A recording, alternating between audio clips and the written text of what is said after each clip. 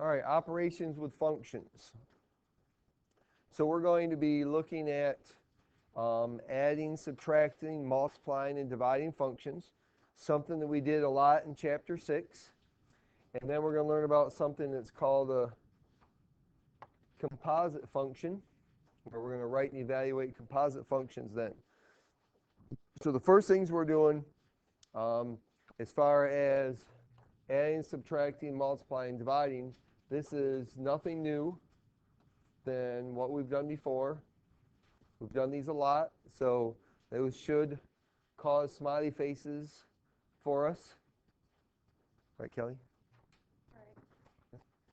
So back in Chapter 6, we had polynomials that we added and subtracted. We multiplied and divided them. And so when it says to add, subtract, multiply, and divide functions, it's the same thing. We're just going to look at using the notation. So if I'm adding two functions, it can be written in this form, f plus g of x. All that means is that I'm going to take the function f and the function g. They both have x as their variable, and I'm going to add them together. If it says f minus g of x, that just means I'm taking those two functions that have x as their variable, and I'm subtracting them, or multiplying, or dividing, depending on which one you do. So we have these two functions, first of all, f and g, that we are going to add and then subtract.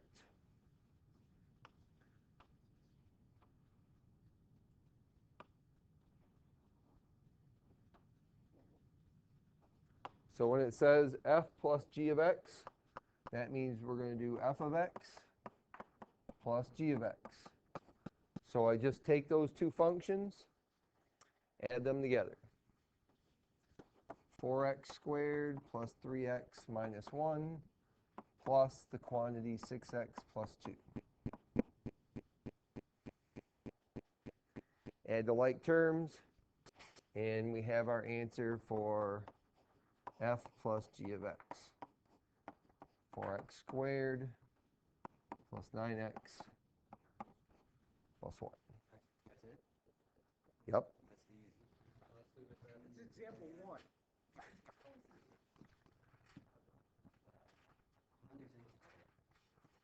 4. 4 different types. Okay, when we're subtracting, you just have to make sure, just like when you're subtracting polynomials. So we have f of x minus g of x. Subtracting these two polynomials, that we remember to write it as subtracting the whole thing first. So that way you remember to what? Change the signs, distribute it to negative, okay? However you want to think of it. So that we have 4x squared plus 3x minus 1 minus 6x minus 2. So make sure that you distribute the negative, then add the like terms, so that f minus g of x equals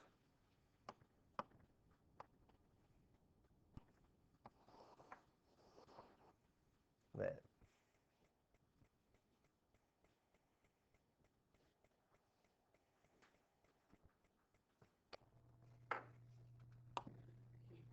Okay, so multiplying, dividing then. Don't forget, when you divide functions, be sure to know any domain restrictions that may arise. So we need to pay attention to that when we divide. So looking at multiplying and dividing. So first we'll multiply these two functions. So when you see the two functions written next to each other, fg, that means that we are going to multiply them. So f of x times g of x.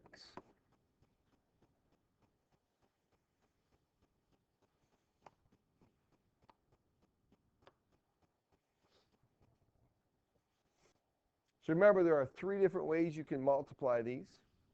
You can multiply them just horizontally, which many of you usually do. You could multiply them vertically so that you could line up the like terms, or you could do it using the table. So I'm going to go ahead and do it using the table just to remind some of you, if you want to do it that way, that you can. So if we use the table,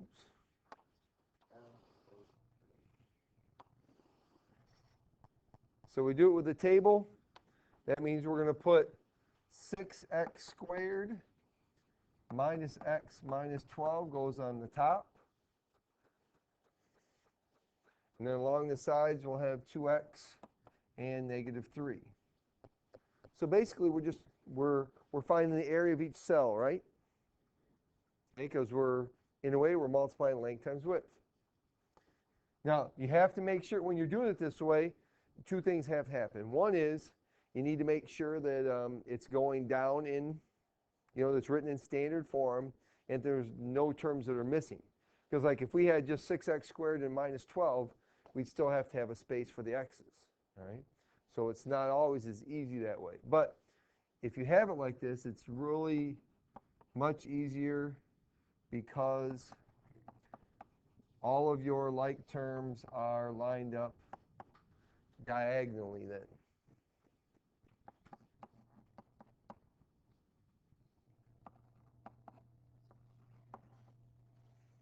So regardless of the way you multiply, you're going to get 12x cubed minus 2x squared minus 24x, and negative 18x squared, positive 3x, and positive 36. Doesn't matter if you do horizontally, vertically, use the table, whatever method you want to use, you're going to get those numbers. So now if you remember, when we combine these, we're combining them vertically. Okay? The vertical ones are the ones that are the like terms. So we have 12x cubed by itself. We have a negative 18x squared, negative 2x squared gives you negative 20x squared.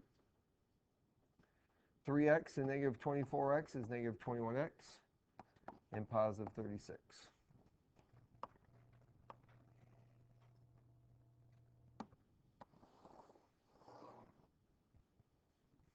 Well, it's kind of cool.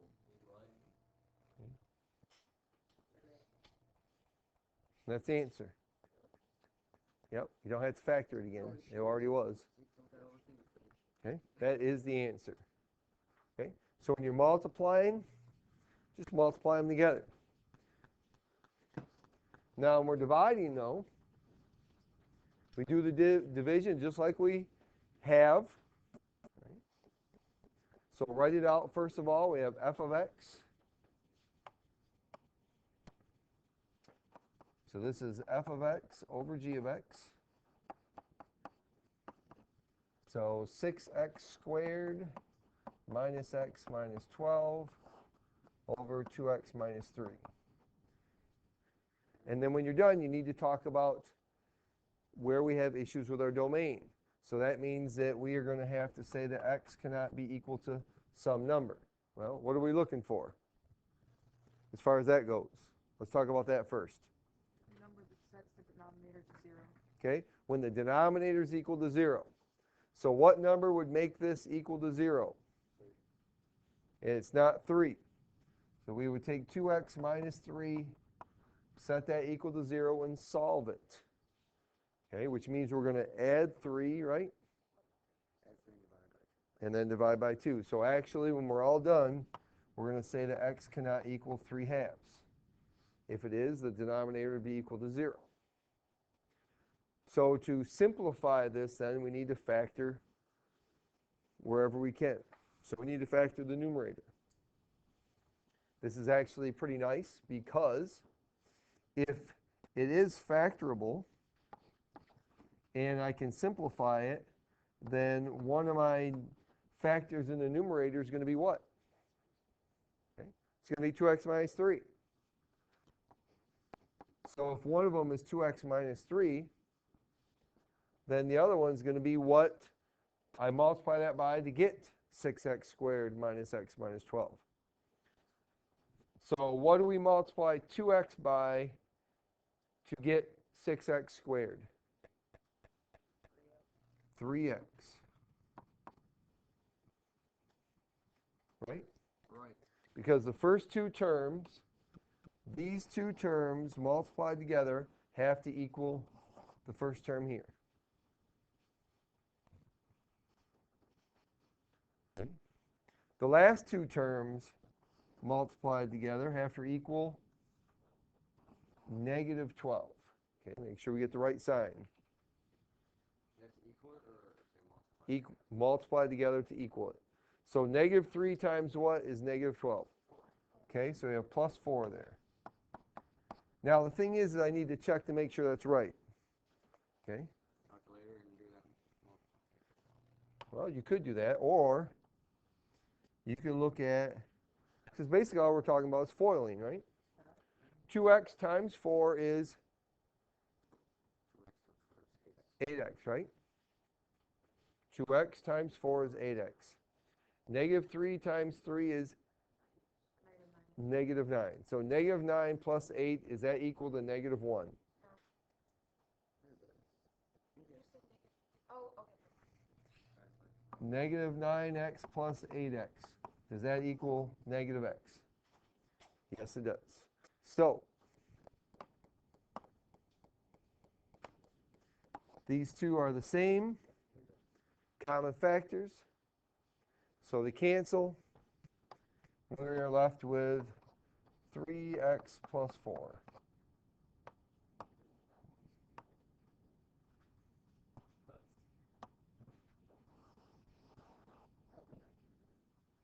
You learned that in kindergarten? I'm sure you did too. You said before they kicked out my short brother.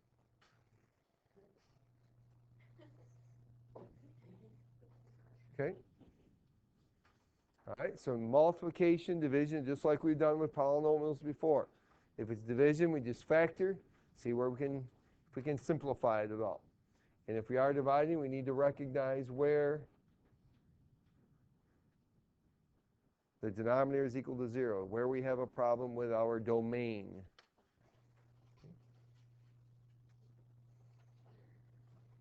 Okay, so I want you to do both of these.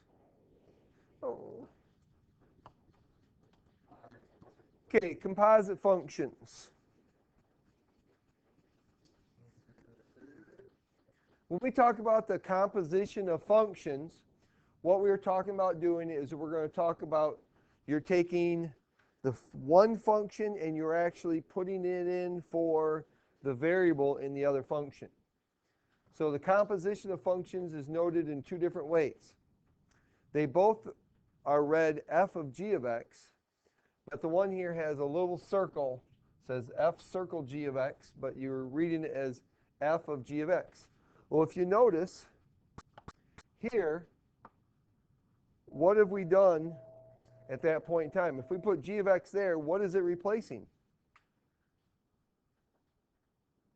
What would you normally see there? You'd see f of x, right? And so they've replaced x with g of x. And so the domain of f of g of x is going to be all the values of x in the domain of g, okay, such that g of x is in the domain of f. So here it says to find f of g of 1, first we're going to find g of 1. Find out what that equals. It says g of 1 is equal to 4. Okay, remember doing these mapping things before? Okay, so 1 is mapped to 4 when we're talking the function g. And so then once I find 4, then we use 4 as the input for f, and 4 then is mapped to 8. So f of 4 would be 8.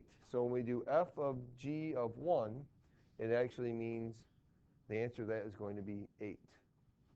The order of operations is the same as the order of operations for numbers and expressions. To find f of g of 3, we're going to evaluate g of 3 first, then substitute the result in f. Now, one of the things that happens is that people confuse this with multiplication. All right, that little circle you see, that is not a time sign. Okay, a time sign is a dot. Okay, this is a circle. All right, two different things. So be careful with that. All right. So we're going to evaluate composite functions. We have these two functions, f of x equals 2 to the power of x, and g of x equals 7 minus x. And we're going to find f of g of 4 and g of f of 4. And one of the things you want to think about doing here is that we are going to work from the inside out.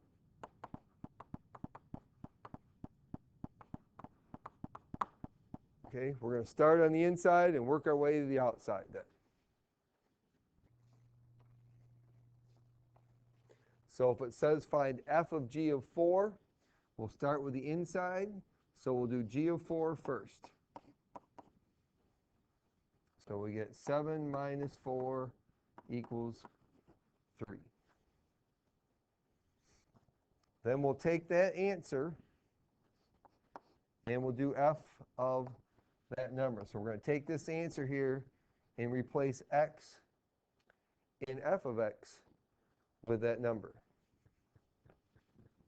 So we'll then find f of 3, so we'll do 2 to the third power, which equals 8. That's it. This is beautiful. It's a beautiful arithmetic.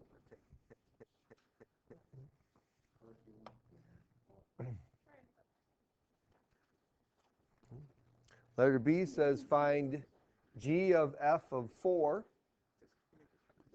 So once again, we'll start on the inside, do f of 4 first. So 2 to the 4th power is equal to 16.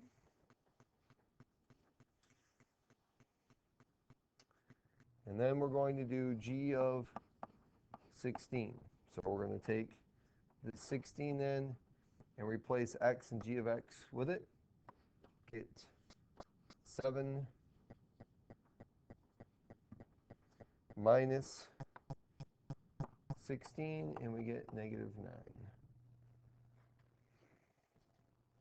So we're working from the inside out. Find the number on the inside, what that value is, and then take that answer and put it into the other function. We were also going to look at when we are actually going to find the composite of functions, not just using numbers, but the functions themselves. So we can use algebraic expressions as well as numbers as inputs into the functions. So to find the rule for f of g of x, we will substitute the rule for g into f, and this needs a little bit of note, for x. So we are substituting the rule for g into f for x when it says find f of g of x. If it says find f of, or g of f of x, then we're going to put f, that function, in. So what that really means is when it says find f of g of x, we are going to substitute g of x, that whole function, in for x in f of x. Okay? So we're going to substitute g of x in for x in f of x.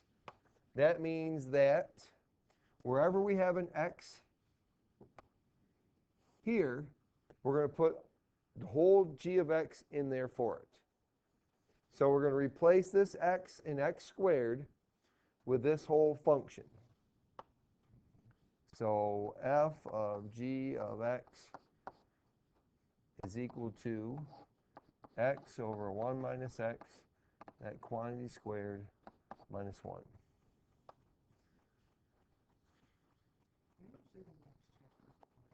So since it says we're doing f of g of x, we've replaced x with g of x, so we're going to replace any x in f of x with that other function. No, because we're not doing it yet.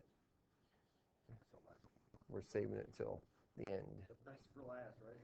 Something like that. Chapter 11 will be the next chapter. conic sections. Circles, ellipses, hyperbolas, and parabolas. Oh, I would keep that. They're not necessarily that hard, but they get very confusing because all the stuff looks a little very similar. So, So it's only harder to make up. in some respects. Okay, Like Marco would. so we're going to simplify this. So we have x squared over the quantity 1 minus x squared minus 1.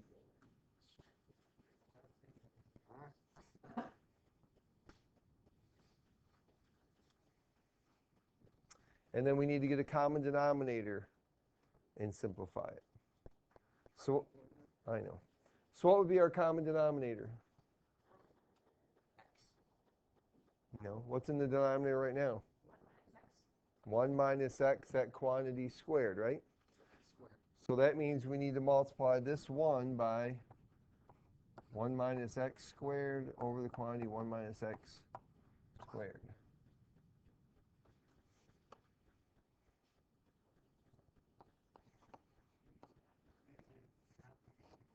I know.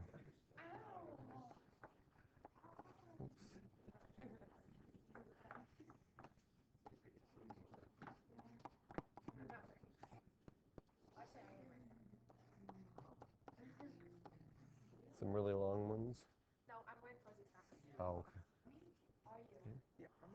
So all this is FOIL. I multiplied 1 minus x times 1 minus x. That's all this is.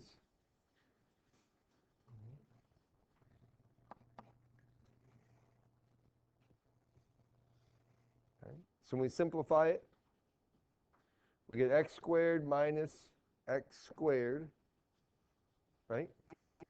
This minus sign, when I distribute it, it's going to make this x squared negative. So x squared minus x squared is 0.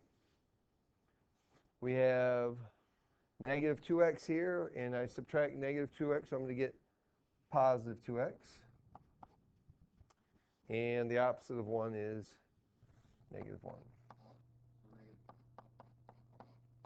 So 2x minus 1, that quantity over 1 minus x, that quantity squared. And then when we talk about the domain, we know we can't divide by 0. So what would cause the denominator to be equal to 0? Okay. If I put positive 1 in here for x, it would be equal to 0. So x cannot be equal to 1.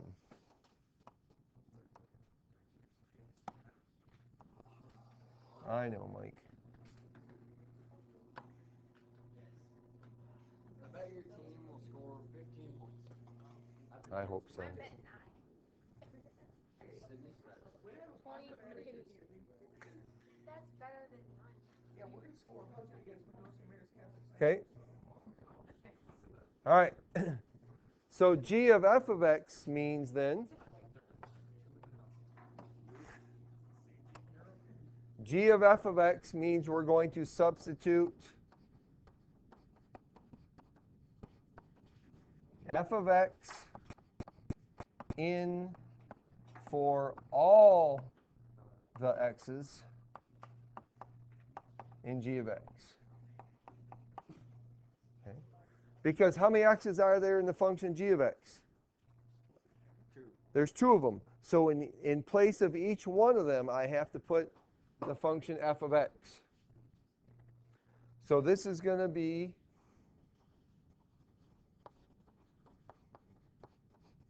in the numerator, we have x squared minus 1. We replace that x in the numerator with it. And in the denominator, we have 1 minus the quantity x squared minus 1. So both x's from g of x, we're going to replace with x squared minus 1, the whole function f. So we get x squared minus 1.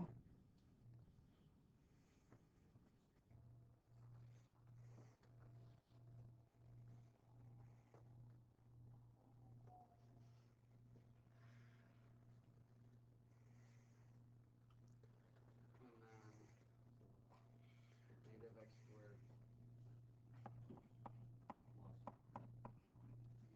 And then denominator will have negative x squared plus 2. Also plus 2 is multiplying. We're subtracting. 1 minus. It's 1 minus that quantity. So the x squared becomes negative. This negative one here becomes positive. 1 plus 1 is 2. Okay. Don't forget, we need to find out where the denominator is equal to 0 because we can't divide by 0. So we take negative x squared plus 2, set that equal to 0.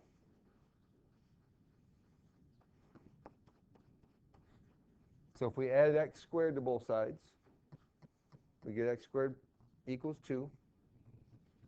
When we take the square root, you get x cannot equal, don't forget when you're solving an equation, it's plus or minus. So x cannot equal plus or minus the square root of 2. Okay. So remember, there's two things where you have domain issues. If all they are is quadratics, cubics, whatever, okay, if they're just polynomials, then I don't have to worry about problems in my domain.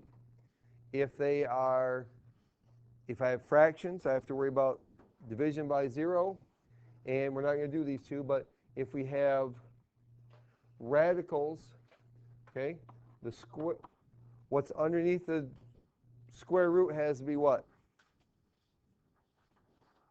Positive or 0, right? So when we are talking about square root, x has to be greater than or equal to 0 for the domain. So if you ever have anything under the radical, then that has to be greater than or equal to 0. All right. Okay, questions? All right, so all we're doing when it says f of g of x, put g of x in for x and f of x. If it says g of f of x, you're going to substitute f of x in for all the x's in g of x.